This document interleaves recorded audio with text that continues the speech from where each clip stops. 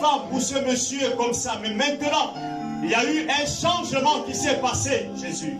Et je prie parce que je sais qu'aucune personne ne peut faire face à toi et repartir comme il est rentré, comme il est venu, Seigneur. Ce n'est pas possible, Jésus. Parce que toute personne qui a fait la rencontre avec toi a été transformée à l'instant par le nom de Jésus. Il n'a pas attendu 1 heure pour être transformé, mais rien n'est par ta présence, Seigneur. La transformation est automatique dans la vie de tout un chacun. Alors je prie, Seigneur,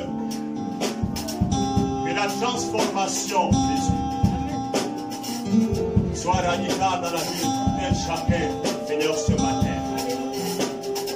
Tu as déclaré dans ta parole, Paul pouvait dire, Philémon que nous voyons, Onésime, qui était bon à rien, mais de maintenant, parce qu'il m'a rencontré dans la prison, Onésime en ces lieux, mais assurément autrefois, il ne servait à rien, qu'il soit transformé par le nom de Jésus et qu'il soit utile dans la vie.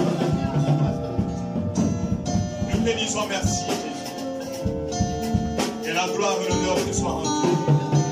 Toi le véritable Dieu, prends le contrôle de ces moments. Au nom puissant de Jésus que nous avons prié. Amen. Amen. Alléluia. Bonjour à tous. Que la paix du Seigneur soit sur nous. Ok, nous allons ouvrir nos Bibles.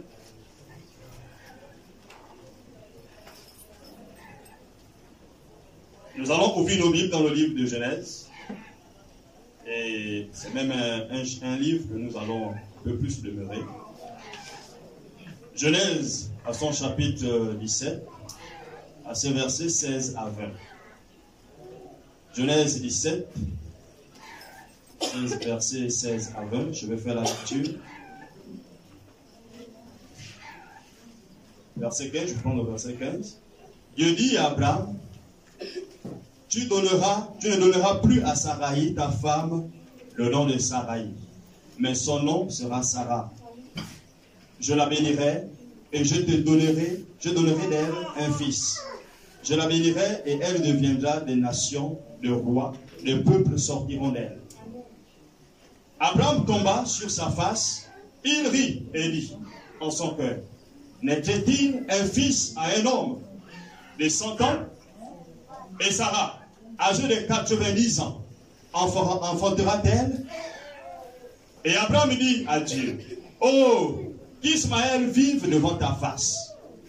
Verset 19. Dieu dit, certainement, Sarah ta femme t'enfantera un fils, et tu l'appelleras du nom d'Isaac. J'établirai mon alliance avec lui, comme une alliance perpétuelle, pour sa postérité après lui. Verset 20. À l'égard d'Ismaël, je t'ai exaucé.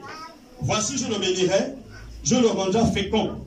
Je rendrai fécond, et je multiplierai à l'infini. Il engendra 12 princes, et je ferai de lui une grande nation. Amen. Nous allons prendre également le chapitre 18, à ces versets 10 à 14, dans le même livre de Genèse. Genèse, chapitre 18, versets 10 à 14. L'un d'entre eux dit, je reviendrai vers toi à cette même époque.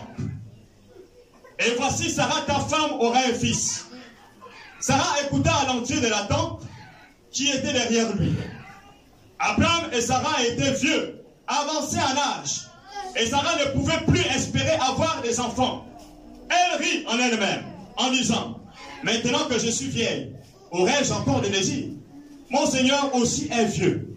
L'Éternel dit à Abraham, pourquoi donc Sarah a-t-elle ri en disant, est-ce que vraiment j'aurai un enfant, moi qui suis vieille? Verset 14, y a-t-il rien qui soit étonnant de la part de l'Éternel? Autant fixé, je reviendrai vers toi à cette même époque et Sarah aura un fils.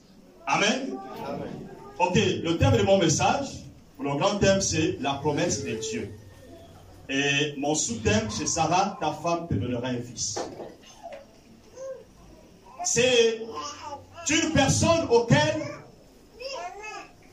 parmi tant d'autres, Dieu a fixé son intérêt sur lui.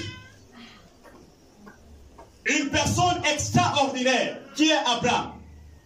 Abraham également marié à sa femme Sarah, autrefois appelée Sarai. Et dans la ville où était Abraham, il y avait également des hommes. Mais Dieu choisit Abraham. Il établit Abraham pour faire d'Abraham le père de toute la descendance. Et d'Abraham doit sortir le fils de la promesse. Mais Dieu sait la situation que Abraham traverse. La Bible déclare dans le livre de Genèse, à son chapitre 11, là-bas il est déclaré que avant même qu'Abraham et Sarah sortent du pays, là où ils étaient, la Bible mentionne que Sarah avait un handicap. Et l'handicap de Sarah, c'était la stérilité. Ce qui revient à dire que, humainement parlant, Sarah n'avait point d'espoir d'enfanter. Mais Dieu, connaissant la réalité présente, il choisit Abraham. Mais il dit que de toi viendront le roi. Et je vais établir mon alliance avec celui que tu vas faire. Assurément, pour nous, nous voyons que c'est très simple. Mais la situation, la peine nette qu'Abraham reçoit de Dieu, Abraham sort. Et quand Abraham sort, l'Éternel lui bénit. Et dans les multiples bénédictions que Dieu accorde à Abraham, Abraham a des personnes qui sont à son service. Des hommes et des femmes. Il a des troupeaux, du bétail avec lui. Et donc à l'époque, Abraham est considéré comme un homme valeureux. Un homme qui est riche. Mais dans ça, chaque fois qu'Abraham allait en contact avec Dieu, Dieu lui rappelait toujours qu'Abraham, ta femme enfantera un fils. Et vous voyez que on ne joue pas avec le temps. Le temps est parmi celui qui révèle également la nature de l'homme. Et Abraham a patienté. Et voyez-vous que quand Abraham monte chaque fois à la rencontre de Dieu, il vient également faire état à sa femme. Que ma femme, Dieu a promis que nous allons faire un fils. Et c'était continuellement, on va dire le même slogan. Chaque fois qu'Abraham révélait. Et voyez-vous, de nos jours, nous savons, quand la stérilité frappe une personne, on commence d'abord à voir, cela vient d'où? Est-ce que c'est de l'homme ou de la femme? Et quand on connaît maintenant qui a l'handicap, on commence maintenant à se pencher sur un côté pour dire, moi je suis fertile, mais l'autre est stérile. Et donc nous connaissons la véritable personne qui est stérile. Mais la Bible mentionne que Abraham n'était pas stérile. Mais c'est la femme qui était avec Abraham, qui est la femme d'Abraham, qui est par contre stérile. Et ça frustre la personne au fur et à mesure. Quand elle apprend que Abraham lui dit chaque fois, Dieu m'a promis que je veux avoir une grande descendance. Et à un moment donné, dans le désespoir, l'impatience de Sarah, elle se fie à la réalité. Elle appelle Abraham. Abraham Yang. Chez nous on dit viens. Elle dit Abraham viens. Et Abraham vient. Elle dit écoute. Tu sais, tu connais comme moi la réalité des choses. Que je ne peux pas enfanter. Parce que je suis stérile. Sarah a sûrement fréquenté des personnes qui sont dans le domaine de la santé. Et il n'y a pas eu la solution. Parce que justement, c'est quelque chose qui est décrété. Même Dieu témoigne qu'elle est stérile. Humainement parlant, Sarah est stérile. Elle présente à Dieu à Abraham, autant pour moi, une possibilité d'avoir une descendance. Elle dit, écoute, je propose ceci. Vas-y avec la servante, Agar. Tu couches avec elle et ensuite, assurément d'elle, viendra la descendance. C'est-à-dire le plan de Sarah. Elle a planifié planifié que Abraham, en faisant l'enfant avec sa servante, après accoucher, elle pouvait prendre cet enfant et le garder. Mais le plan de Dieu, ce n'était pas cela. Et Abraham, homme spirituel, qui pouvait communiquer avec Dieu, qui pouvait écouter Dieu, chaque fois qu'il partait à la rencontre de Dieu, Dieu lui rappelait. Donc Abraham a une connaissance parfaite de Dieu. Il connaît que quand Dieu promet, il le réalise.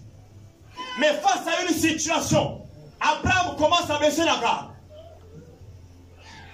L'impatience commence à entrer à Abraham. Et la proposition lui a été faite. Voyez-vous, bien-aimés, la facilité n'est pas toujours la voie qui conduit au succès. Et ça passe par la facilité. Pour dire, nous allons faciliter l'élan de Dieu. Nous allons aider Dieu dans l'élan de son service. Dieu se suffit en lui-même. Dieu se suffit en lui-même. Dieu te prend pour son service. Dieu se suffit en lui-même. Et nous devons aider Dieu.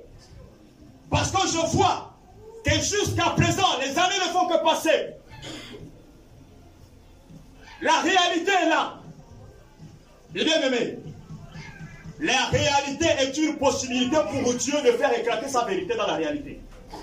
Et il n'y a pas de vérité s'il n'y a pas d'abord la réalité. Dieu n'intervient que dans la réalité qui est là pour faire éclore sa vérité. La réalité pour Sarah, c'est qu'elle ne peut pas enfanter. Mais la vérité pour Dieu, c'est que Sarah a la possibilité d'enfanter. Elle expose Abraham la réalité de fait. Et voilà, mon mari, prends Agar. L'impatience est un frais dans la promesse de Dieu pour ta vie. Plus nous sommes impatients, nous voulons prendre des raccourcis pour satisfaire quand même la promesse de Dieu. Dieu n'a pas besoin de tes efforts pour lui aider. Il a promis, il va le réaliser. Parce que justement, le temps de l'homme est différent que le temps de Dieu. C'est la notion du timing entre Dieu et le couple d'Abraham qui fait un défaut. Et il voit le temps passer. Mais Dieu a déjà prévu un temps pour agir.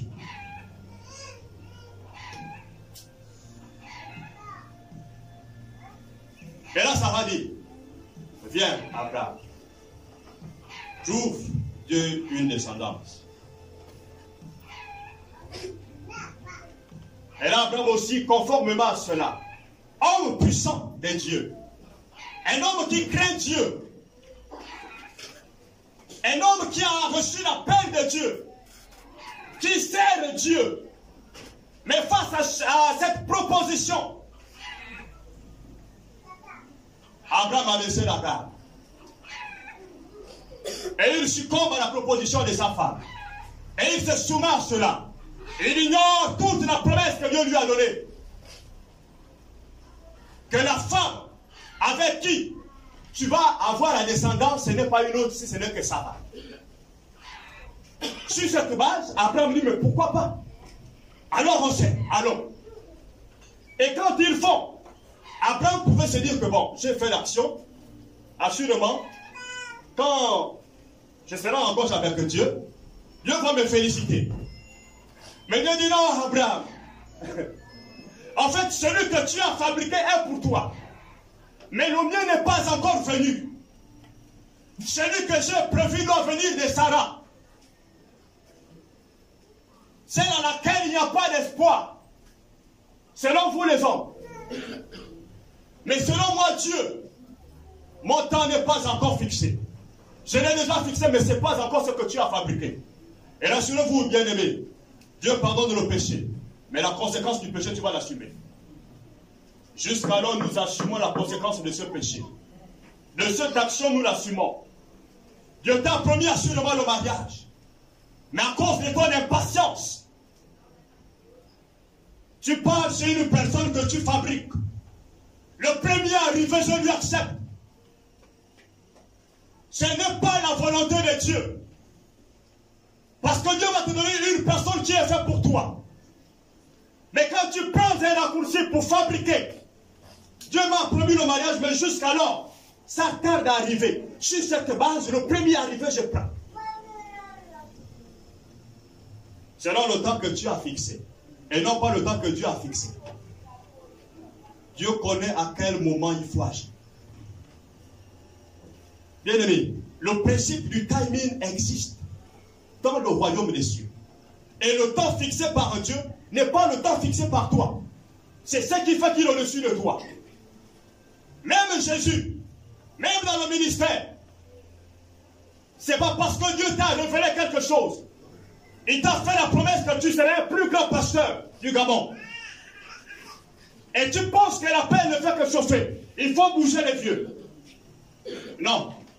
Même Jésus, fils du Dieu très haut, a attendu. Il y a un temps fixé.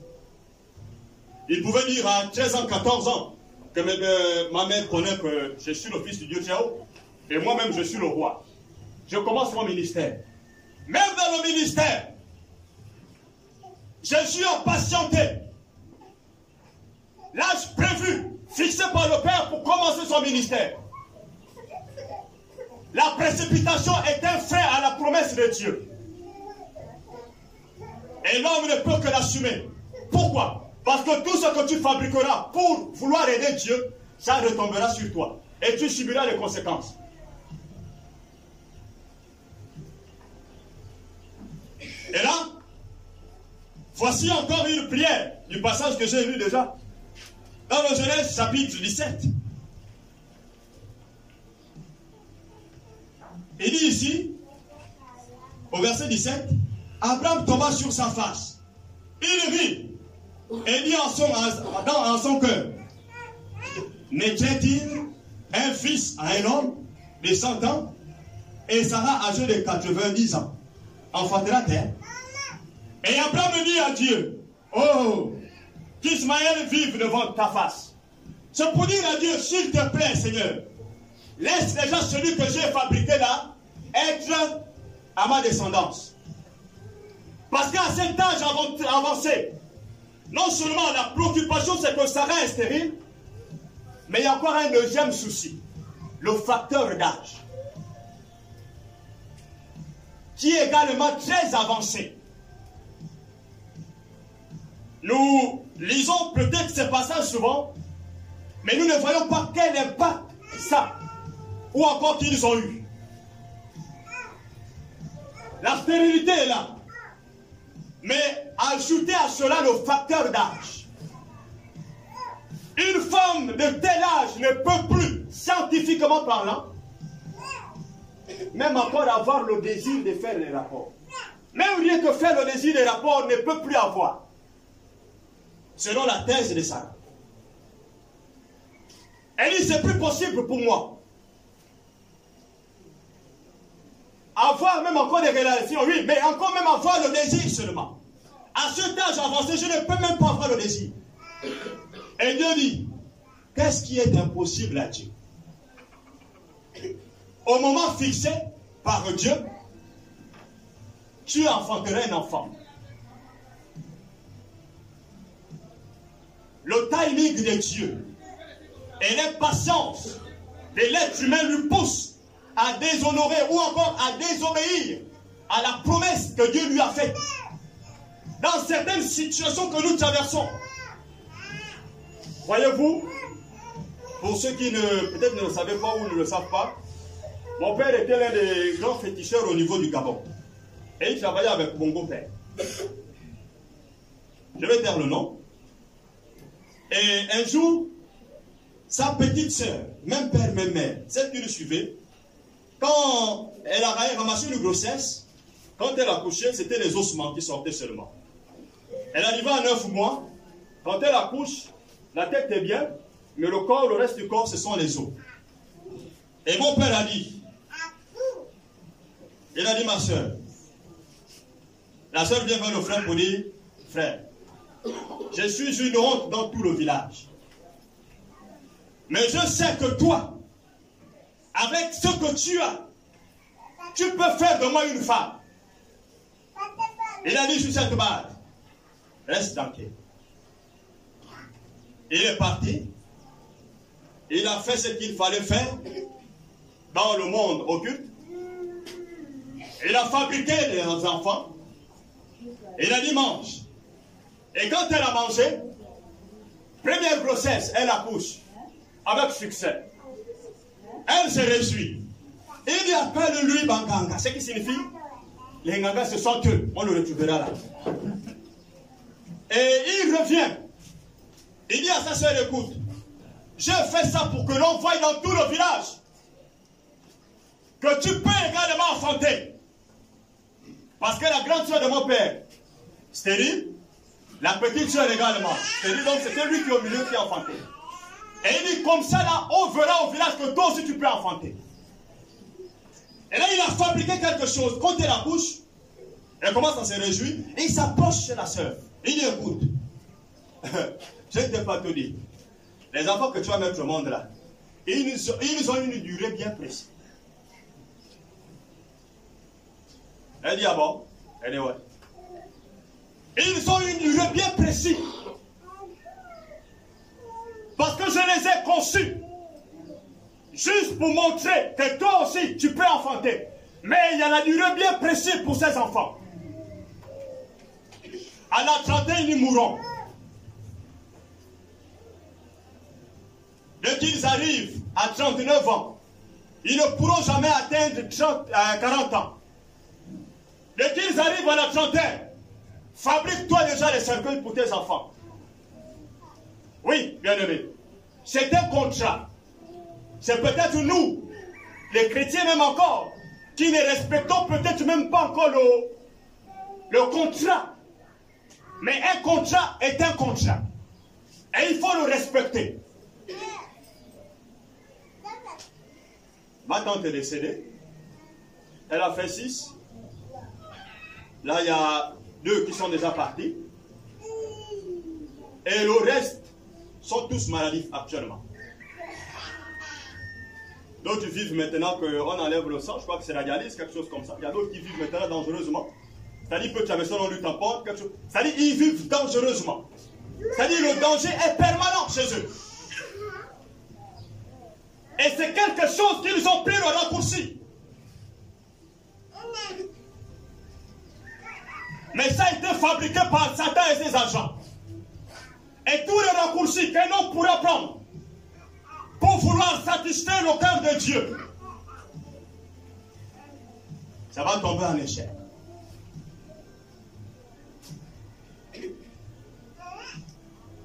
Et Saraï, voici les enfants aujourd'hui de la postérité d'Abraham. Le temps de Dieu n'est pas le temps des hommes, bien-aimés. Le temps de Dieu n'est pas le temps des hommes. Le temps que Dieu a prévu pour te bénir, il a donné un décret sur ta vie pour te bénir. Sache-le, tu ne mourras pas sans que l'exaucement soit accompli dans ta vie. Il n'est pas possible que Dieu te promet quelque chose et qu'il ne le réalise pas. Ça n'existe pas dans le monde de Dieu. Une promesse de Dieu a son accomplissement. Au moment fixé par Dieu, il reviendra. Et Sarah s'est mise à rire. Elle dit, c'est pas possible. Je ne peux pas enfanter. Il dit, mais qu'est-ce que tu ris? Qu'est-ce qui est impossible à Dieu? Bien-aimé, ce matin, c'est juste pour nous fortifier. Tu as reçu la promesse de Dieu dans ta vie. Tu ne pourras pas mourir tant que cette promesse ne va pas s'accomplir. Cette promesse que Dieu a faite dans ta vie doit forcément s'accomplir. Et tu dois te réjouir de ça. S'il t'a promis, comme il a promis à cette personne à la croix, que aujourd'hui même, tu seras avec moi dans les cieux. C'est une promesse. Et Dieu veille sur sa promesse. La Bible dit que quand Dieu promet, il donne une parole, ça ne peut revenir à lui. Si et seulement c'est quoi? Si et seulement si elle a accompli. Une promesse que Dieu t'a faite, peu importe laquelle. Assurément dans le travail. Il t'a promis l'élévation, mais tu te vas dans le chômage. C'est bizarre. Bien-aimé, ne précipite pas les choses. Dis seulement, Seigneur, aide-moi à rester fidèle à toi. La promesse de Dieu dans ta vie va s'accomplir. Ce que je sais, c'est que Dieu est vrai. La Bible déclare que Jésus est le chemin, il est la vérité, il est la vie. En lui est la vérité, il est vérité. Dieu se base de la réalité présente pour faire éclore sa vérité. La réalité que tu subis maintenant n'est pas la vérité de Dieu. Ça renvoie à la stérilité. Mais Dieu voit pour lui une grande génération qu'elle a faite. La vue de l'homme est limitée, mais la vue de Dieu est large.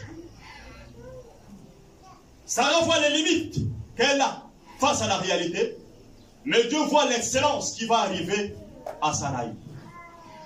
Alors bien aimé, c'était juste pour nous fortifier, juste pour nous dire, prenez courage, n'abandonnez pas, ne prenez point de raccourcis pour vouloir aider Dieu. Dieu se suffit en lui-même. Il t'utilise pour faire éclater sa gloire. Nous allons prier. Assurément pour toi, Dieu t'a promis. Pour certains dans le mariage, d'autres les enfants, d'autres encore le travail, d'autres même dans le ministère. Il y a la promesse de Dieu.